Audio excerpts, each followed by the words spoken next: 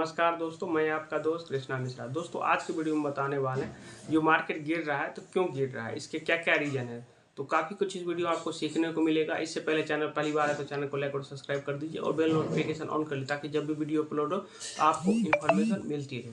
सबसे पहला रीजन अगर आप देखिएगा तो टैरिफ, जो अमेरिका टैरिफ लगा रही सारी दुनिया पे, बोल रही हम इतना टैरिफ ठोक देंगे, तुम्हारे सामान पे इतना टैक्स दे देंगे। तो कोर्ट ने इस पर रोक लगा दिया था, लेकिन उन्होंने साफ साफ बोल दिया मैं कोर्ट वगैरह को नहीं मानता, मैं टैरिफ ठोकूंगा। अगर आप ये सोच रहे हो कोर्ट बोल दिया तो मैं नहीं लगाऊंगा, ऐसा कुछ नहीं, मैं टैरिफ लगाऊंगा।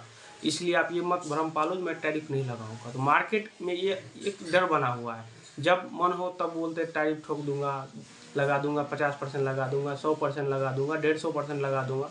अब किसी भी देश पे अगर टैरिफ लगेगा, मान लीजिए कोई अगर 100 रुपये का सामान है, उस पर अगर मान लीजिए 50% का टैरिफ लग जाएगा तो वो अमेरिका में कितना बिकेगा, 150 रुपये में बिकेगा। तो ये जो भी सामान प्रोडक्ट होगा तो वो हमारा सामान नहीं बिकेगा क्यों, महंगा हो जाएगा। तो वहाँ के लोग कहाँ कौन सा सामान खरीदेंगे। ऑफकोर्स जो सस्ता मिलेगा वही खरीदेगा। हम लोग भी दुकान जाते हैं तो सबसे सस्ता जो कोई सामान मिलता है वही खरीदते हैं, महंगा नहीं खरीदते हैं। इससे क्या होगा, इंडियन इकोनॉमी पे उसका प्रभाव पड़ेगा, या जिस देश पे वो टैरिफ लगाएगा उस पर उसका प्रेशर पड़ेगा। तो इसीलिए टैरिफ का थोड़ा डर बना हुआ है।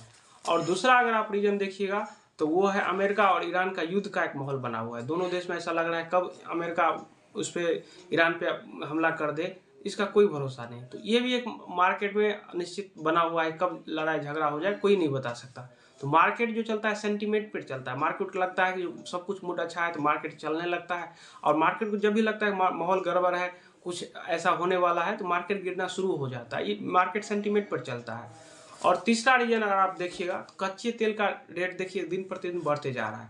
अब कोई भी सामान हम बाहर से मंगवाते हैं, कुछ भी, या कहीं भेजते हैं तो उसमें ट्रांसपोर्ट का खर्चा आता है। तो कच्चे तेल जो आता है वो थोड़ा जब महंगा होगा तो उसका प्रभाव कहीं ना कहीं सब कुछ पे पड़ेगा, चाहे हम खाना पीना कुछ भी, क्योंकि कहीं ना कहीं सारा कुछ ट्रांसपोर्ट से ही जुड़ा हुआ है। तो कच्चा तेल का प्राइस बढ़ेगा तो उसका कहीं ना कहीं प्रभाव सब चीज़ पर पड़ेगा। तो कच्चे तेल का देखिए प्राइस बढ़ते जा रहा है।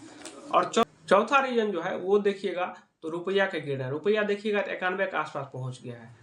तो इससे क्या होता है, रुपया का हमारा जो रुपया दिन प्रतिदिन कमजोर होते जा रहा है, क्योंकि जितना हमारा रुपया गिरेगा तो हम अगर मान लीजिए बाहर से कोई तेल वगैरह मंगाते हैं, कुछ भी मंगवाते हैं, हमारा रुपया का जो वैल्यू गिरेगा। पहले मान लीजिए $1 का प्राइस 90 रुपये के आसपास था, तो 90 रुपये के हिसाब से देना पड़ेगा।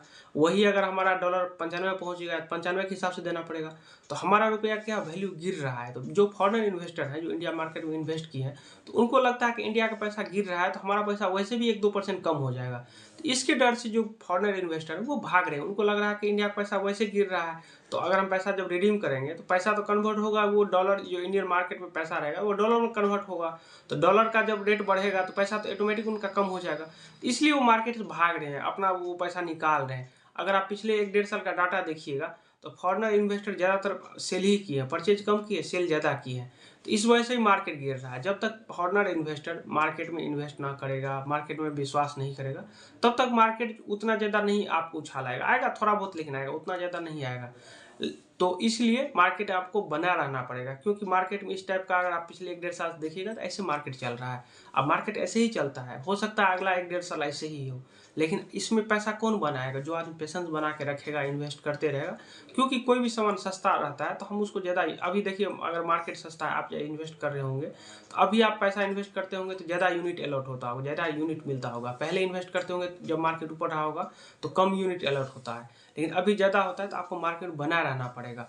तो आपको सबसे पहले एक बार में आपको ज़्यादा पैसा नहीं डालना है, क्योंकि आपको ये नहीं पता मार्केट कितना गिरेगा नहीं गिरेगा। इसलिए एक बार में आपको ज़्यादा पैसा, मोटा पैसा डालने से बचना है।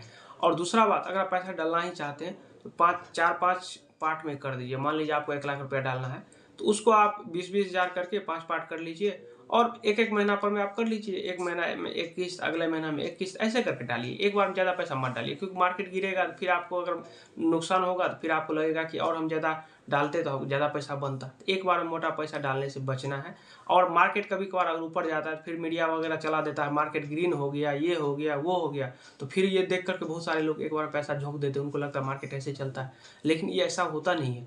इसलिए आपको मार्केट में बना रहना पड़ेगा, बना रहिएगा तभी पैसा बनेगा। बहुत सारे लोग जो है अपना पैसा निकाल करके रिडीम कर लिए, उनको लगेगा कि मार्केट अब बढ़ेगा ही नहीं, नुकसान हो रहा है, तो वो आदमी नुकसान में ही रहेगा। वो 5-6% लेकर के ऐसे ही खुश रहेंगे। आप कोरोना के टाइम में ही देख लीजिए, कोरोना के टाइम में 40% मार्केट गिरा था। जो आदमी पैसा निकाल लिया उसको क्या बना, आज तक वो हाथ मलते रह गया, पैसा नहीं बना। जो आदमी उस टाइम बना रहा या पैसा डालता रहा वही अगले 2 साल में दुगुना का फायदा उठाया। 1 लाख लगाया था तो 2 लाख, 3 लाख, 4 लाख बनाया। कौन बनाया? जो आदमी उस टाइम टिका रहा, या जिसके पास पैसा नहीं था तो वो इन्वेस्टमेंट को छेड़छाड़ नहीं किया, वैसे पड़े रहने दिया, उसको छेड़छाड़ नहीं किया। आपका पास पैसा है तो आप उसको SIP चलाते हैं, थोड़ा बढ़ा दीजिए। नहीं है तो आपसे आराम से आंख बंद करके बैठे रहिए, कोई दिक्कत नहीं। इधर उधर मत देखना है, आपको मार्केट में बना रहना है। बना रहिएगा तभी पैसा बनेगा, इधर उधर आपको ध्यान नहीं देना है। तो उम्मीद करते हैं आपको वीडियो पसंद आया। वीडियो पसंद आया तो चैनल को लाइक और सब्सक्राइब कर दीजिए। अगर आपके पास कोई क्वेश्चन हो तो कमेंट करके पूछ सकते हैं। तो चलिए किसी नेक्स्ट वीडियो में मिलते हैं, तब तक के लिए जय हिंद, वंदे मातरम।